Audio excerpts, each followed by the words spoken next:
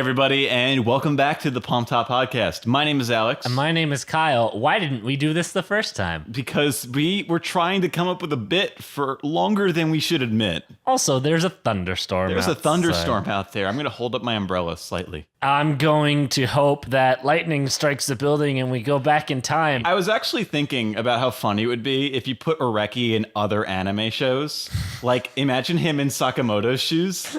If he was in Sakamoto, he'd be like the only one who was just never impressed. He's like, yeah, okay. Why did you do that? Wait, hold on.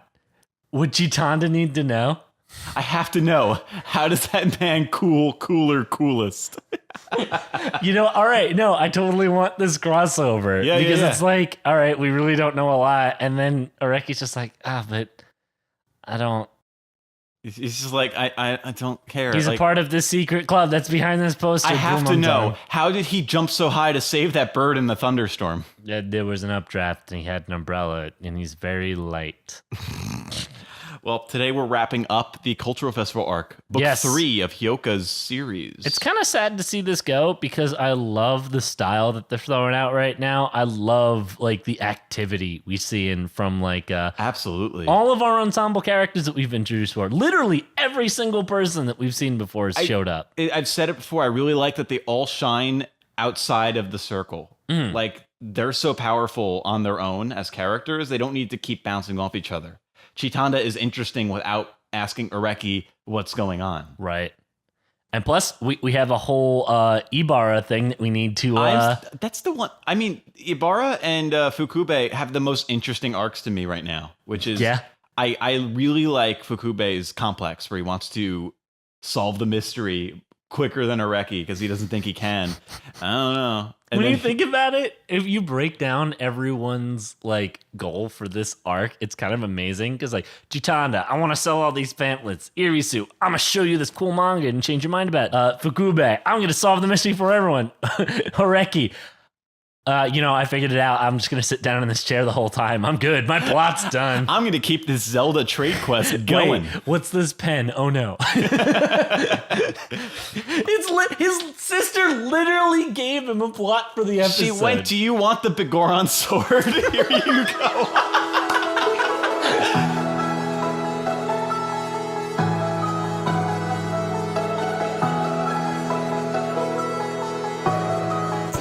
Hey everybody, welcome back to the Palmtop podcast. I have a great guest on here today. We have Alex from the Podcasting Club. Alex, do you have something to say to the people? It's very nice to meet you. Ah, shit. I hit the pop filter like 50 times. Ow, ow, ow. I honestly wouldn't even need to hit my head on things 50 times to go, that pair of episodes knocked me out. Yep. Like, please, I just want to hear what it's like coming back to this. So, all right. I already knew who the culprit was. Okay. But I didn't really remember a lot of the specifics. I did remember it actually tied in with the manga. And for those curious, there was something in the very beginning when we first started on this arc where I said, yes, there's a weird clue here that it didn't. So, in the early stages of the, I think it was first episode when they're already in the festival. They're like, oh shit, we have all these pamphlets. What do we do? Oh, I know. Let's go to the director. Let's see if he has any advice or like maybe he can do something like that. And guess where he's not? In his office. He's not where he's supposed to be. He's just like off around writing the mystery. Ha ha ha, you'll never catch me. He was stealing stuff. Mask the mask. And I'm like, this is a really weird hint that no one would catch. It's like he's not like he's supposed to be in this office like with the people, but he's not. And that's also another thing I'm surprised they didn't go into. It makes it really easy for him to go in and out of these clubs without really any questions. Yeah, because he's supposed to be there inspecting and going, hey, how's it going? I'm here to make sure everything's okay, but secretly he's like, ha ha ha, I really want my friend to stop dicking around and make the thing he's good at. This all comes back to Satoshi Fukube. Yep. And how Areki asked him in the last arc, is there anything you think you can do better than anyone? And what Fukube wants is to do what Areki can do. But Areki does not want to do the thing. Exactly. And that's the theme of this. And I thought it was brilliant. Yep. It literally, our entire, 6 episodes are completely folded in around Oreki and Fukube. And it even goes into Mayaka Ibarra's situation of just a corpse by evening. And she's arguing with that one girl in the manga club. And she's like, you don't know good manga. You think that it's all just subjective. Let me bring you the best manga I've ever read. Yeah, see this manga? I found it. It's definitely not as good as this other manga. You should read it anyway. Person who did that manga. By the way, that ties in because she's like, I want to make manga as good as A Corpse by Evening. But the artist who made this, John something. Oh yeah, wow, like we're gonna butcher names so and forget many names. all of them. Like I'm used to. We'll just refer to her as the artist. The artist left and was like, I can't make this anymore because I'm not here. And she always is like keeps it in the back of her closet. She's like I can't. This is a pillar that I cannot achieve. But I'm inspired to be a great mangaka. But I will never finish this because I don't want to know how great it is and how great I cannot be. By the way, the thing you said was not as good. Oh, that's me. To my face. Here's my signature. This signature should have just been a middle finger. Should have been. She drew it on the bar. Oh my god! And so what I like about Hyouka is that the arc has ended, and every single character has felt unresolved feelings. But that's okay. Yep, because that's how life is. You want to know what's kind of sad? All this really great character development for Irisu and Fukube. Really overshadowed. I've got to correct you on that. Oh, thank you. I'm doing that all the time. Really overshadow the growth we get from Chitanda. Chitanda's was it was a single moment. It was like a little small song in the beginning. Funny because this is why I wanted to bring up Irisu. Because it has a lot to do with her. Yeah. Chitanda's a little bit manipulative. What if she learned to weaponize that a little bit? And it's like, this feels wrong. Like she even says herself, like this just isn't me. Like I can't pull off suave persona. My charisma points are not nearly as high as yours. It's not the thing that I do that no one else can do. That's the thing you have, Irisu. When I tried to do it, it just came off as like needy. Yeah, and you see that with the chief of the newspaper when she tries to beg him she tries to guilt him, and it just comes off as literally pulling his arm out the door. It's like, hey, I need you to come over here. I need you to do a thing for me. Oh, but it's not that important to me. We never got the sensation. We never got the purple eyes lit up. Irisu had it, but Chitanda shines when she's genuinely curious. And she's a spur of the moment girl. That's fine. So this arc succeeded at not only having a great mystery, but literally showing you who each character is and their relationships with each other. And also we get more of the sister and not her face. Oh, hey, brother, how you doing? Here, let me give you the most important part of this mystery. Bye. The sister gets the mirror. The mirror does nothing for the sister. But the sister does the role of, I'm going to help you, Oreki. I'm going to be the one that pushes you out to socialize and pushes you to be integral. I just had a weird realization. I noticed. So, all right. It's weird that we don't see Oreki's sister's face. We've established that.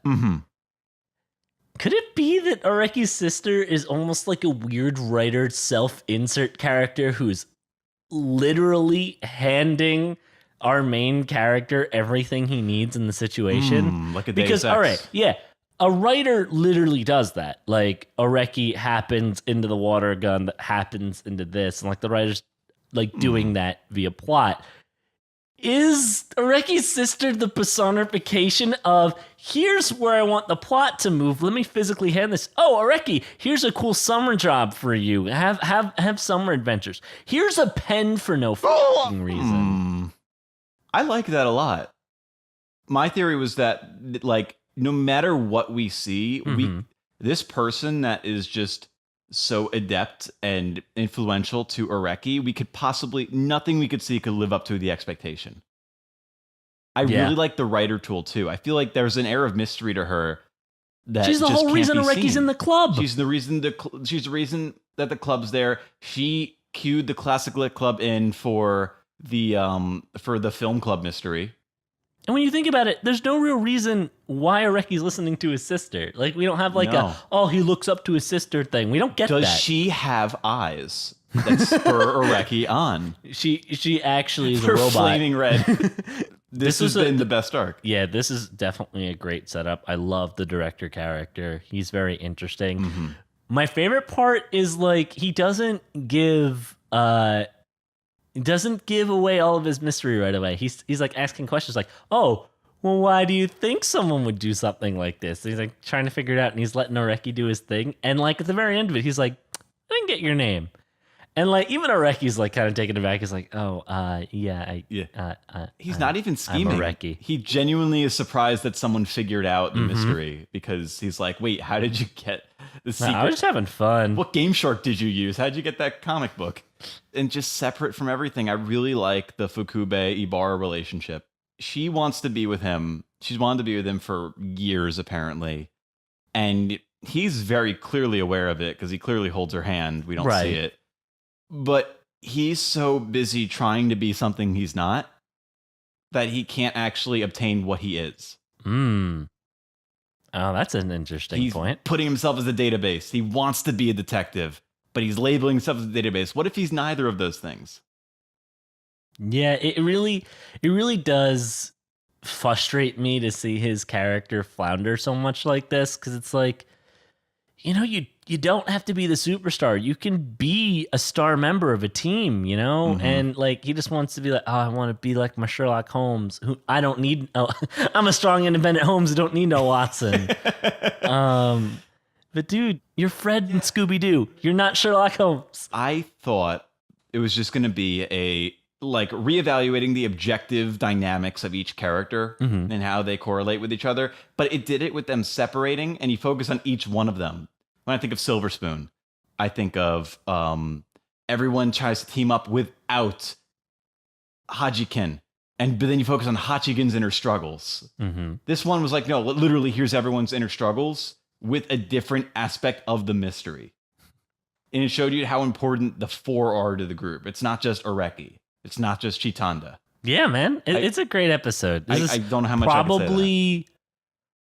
I don't want to go ahead and say it's the best arc, but it's probably the best arc. Oh, man. Then what's coming next, then? We're going to be in a weird place for the next couple episodes. We have 2 one-offs. Really? Yes. Okay. We're definitely going back to kind of the older format.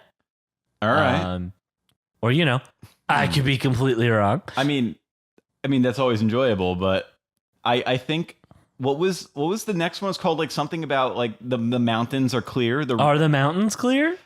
So are we gonna get our hiking scene, our camping episode, where it's just like, I need to know, how do you start a fire? How do you feel about helicopters? Love them. Reki, please pilot this helicopter. How did we wind up in this helicopter? Wait, you're doing the trade thing? Oh, all you have is this mirror? Oh, here's this helicopter. Wait, what's happening? All right, I need to know, what's the sky like? I'll trade you this helicopter for this helicopter landing plot. All right, well, I'm excited. I also realized when we were setting up that, we're going to have an odd episode when we're ending. We only have 5 more episodes. Oh, that is 100% on purpose. What? Yes. The last episode is probably the whole reason why I even picked the show in the first place. Okay.